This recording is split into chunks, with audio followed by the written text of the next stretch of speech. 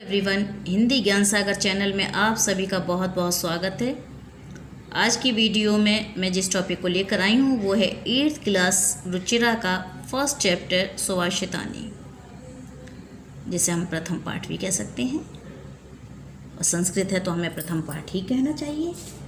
प्रथम पाठ सुभाषितानी, जैसा कि बताया गया है कि सुभाषितानी शब्द सु और भाषित इन दो शब्दों के मेल से बना है। सु का अर्थ है सुंदर मधुर और भाषित का अर्थ है वचन। तो इस तरह सुभाषित का अर्थ हुआ सुंदर और मधुर वचन। तो इस पाठ में सूक्ति मंजरी, मनुस्मृति, शिशुपाल बधम और पंचतंत्र से रोचक और विचार परक श्लोकों को संग्रहित किया गया है।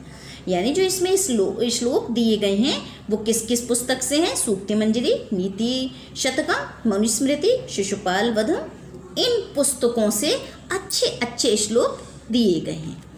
और इन श्लोकों को समझाने का यही कारण है इस रखने का सिलेबस में कि जिससे बच्चों में अच्छे संस्कार और अच्छी बातें उनके अंदर जाएं, उनके हृदय को छुएं, उनके हृदय को स्पर्श करें और वो इन बातों को, इन अच्छी बातों को आत्मसात करें और अपने जीवन में उतारें।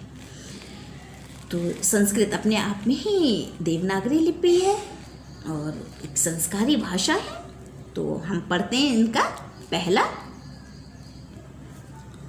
श्लोक और पहले श्लोक का अर्थ बताऊंगी। ध्यान से इसका अर्थ सुनिएगा।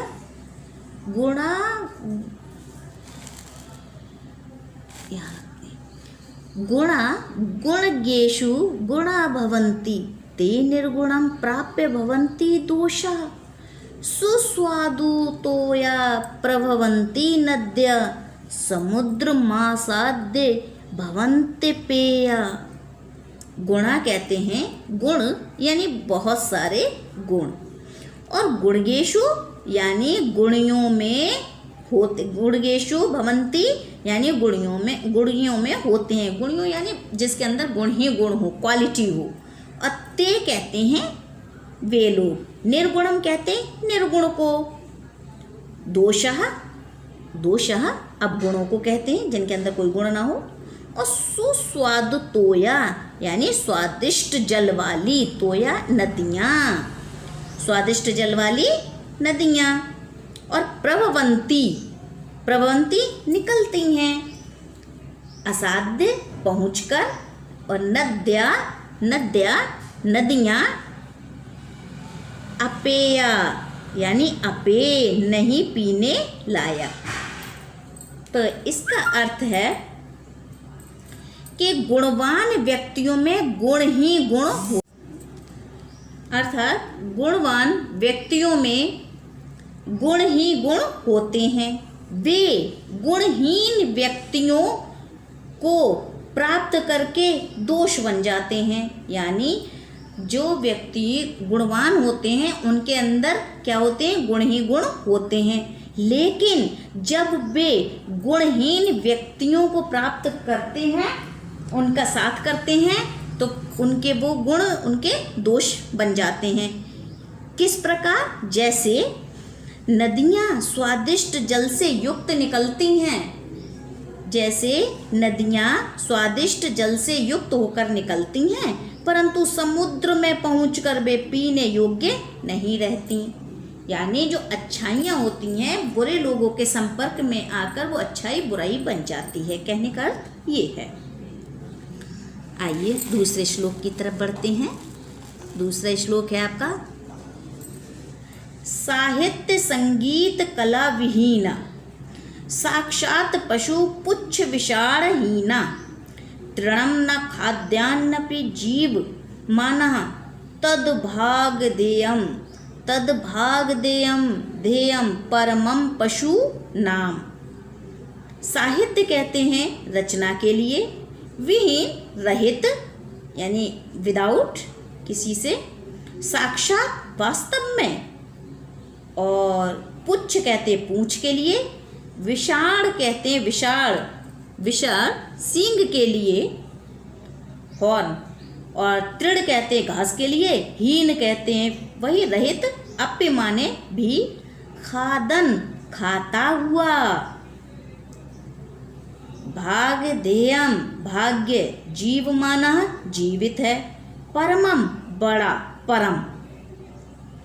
तो इसका क्या अर्थ है इस श्लोक का कि साहित्य संगीत कला से रहित व्यक्ति वास्तव में पूंछ व सींग के बिना पशु है। तो साहित्य और संगीत के लिए बहुत बड़ी चीज़ बताई गई है, साहित्य संगीत और कला के लिए।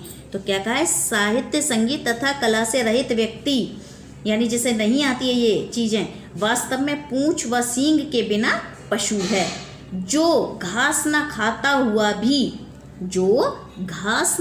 हुआ भी पशु के समान जीवित है। ये उन पशुओं का अत्यधिक सौभाग्य है। ये उन पशुओं का अत्यधिक सौभाग्य है।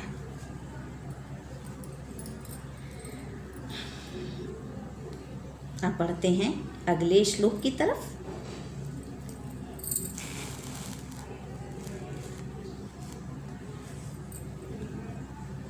लुब्धस्य नश्यति यशः पिशुनस्य मैत्री, नष्टक्रियस्य कुलमर्थ परस्य धर्मा, विद्याफलं व्यसनेन कृपणस्य सौख्यं राज्यं, प्रमत्त सचिवस्य नराधिपस्य। अब एक एक चीज का एक एक शब्द का अर्थ जान लेते हैं। लुब्धस्य कहते हैं लालची का, नश्यति नष्ट हो जाता है, पिशुनस्य चुगलखोर का, मैत्री मित्रता, नष्टक्रियस्य जिसकी क्रिया नष्ट हो, अर्थपरस्य जो धन को अधिक महत्व देता है, व्यसनेना बुरी लत वाले का, कृपणस्य कंजूस व्यक्ति का, सौख्यम सुख, प्रमत्तः प्रमाद से युक्त, और सचिव मंत्री, नराधिपस्य राजा का। इसका अर्थ क्या हुआ कि लालची व्यक्ति का यश, चुगलखोर की मित्रता, जिसके कर्म नष्ट हो चुके हैं, उसका कुल, धन को अधिक महत्व देने वाले व्यक्ति का धर्म, बुरी लत वाले का विद्या का फल, कंजूस का सुख, तथा जिसके मंत्री प्रमाद यानी आलस्य से पूर्ण हैं, ऐसे राजा का राज्य नष्ट हो जाता है।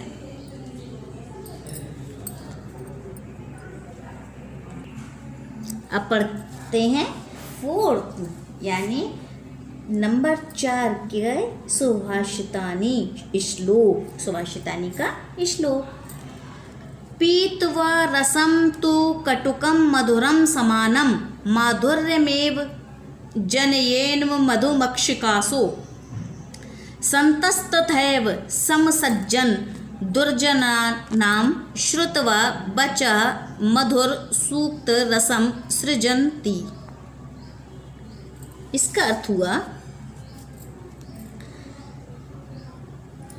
पीतवा पीकर, पहले एक एक शब्द का हम अर्थ देख लेते हैं। पीतवा पीकर, तू अथवा, कटुकस कड़वा, मधुरम मीठा, माधुर्यम मधुर, एव ही, जनयत पैदा करती है, असो वह स्त्री, मधुमक्षिका मधुमक्खी, तथैव उसी प्रकार ही, वच वचन को, सृजंती निर्माण करते हैं, सूक्त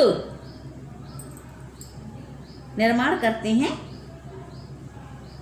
तो वचन। तो इसका अर्थ हुआ कि जिस प्रकार ये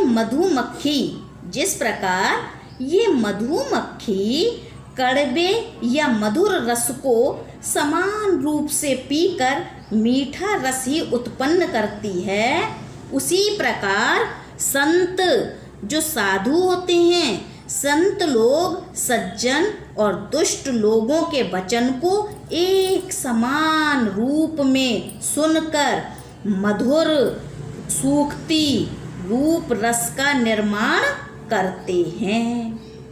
कहने का अर्थ क्या हुआ कि जिस प्रकार मधुमक्खी कई तरह के कड़वे मीठे हर तरीके के फूल को उसके रस को लेकर कैसे एक मीठा रस उत्पन्न करती है, मीठे रस से मतलब है शहद उत्पन्न करती है, तो उसी प्रकार जो अच्छे सज्जन लोग होते हैं वो चाहे सज्जन लोग हों चाहे दुष्ट लोग हों, उनकी बातों को भी एक समान रूप से सुनकर उसके मीठी ही बातों का, मीठी सूक्ति का, अच्छी बातों का रूप रस का निर्माण करते हैं।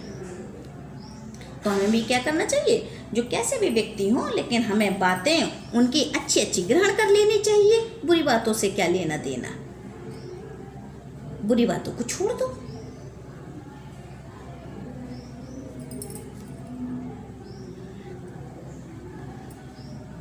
आगे बढ़ते हैं।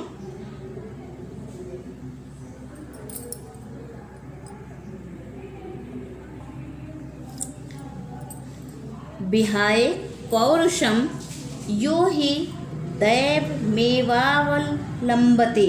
देवमेवावलंबते प्रासाद सिंहवत तस्य मूर्धनम तिष्ठन्ति वायसः। इसका अर्थ है कि जो व्यक्ति अपने पौरुष यानी परिश्रम को छोड़कर भाग्य का सहारा लेता है, उस व्यक्ति की स्थिति महलों में बने हुए उस शेर की तरह हो जाती है जिसके सिर पर कौवे बैठते हैं। आगे बढ़ते हैं। पुष्प पत्र फल छाया मूलक बल्क दारूभ धन्या मही रूहा येषाम विमुख यान्ते नार्थिना। यानी इसका अर्थ हुआ कि फूल, पत्ते, फल, छाया, जड़, छाल, लकड़ी आदि से युक्त पेड़ धन्य हैं, जिसके कारण याचक कभी भी उससे निराश नहीं होते। कहने का अर्थ है कि पेड़ों के पास देने के लिए बहुत कुछ है, वे कभी भी याचक को खाली हाथ नहीं लौटाते। अगला श्लोक पढ़ते हैं।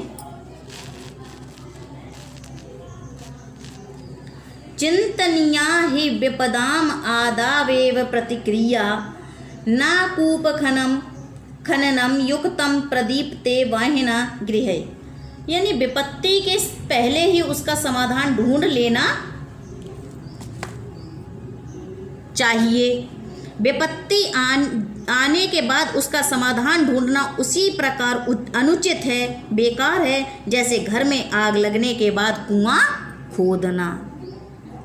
तो कहने का क्या अर्थ है कि समझदार व्यक्ति वही है कि कोई भी समस्या आए उससे पहले उसका हमें समाधान ढूंढ के रखना चाहिए, क्योंकि मुसीबत आने पर उसका समाधान ढूंढना किस प्रकार से बताया है, जैसे घर में आग लगने के बाद कुआं खोदना आग बुझाने के लिए।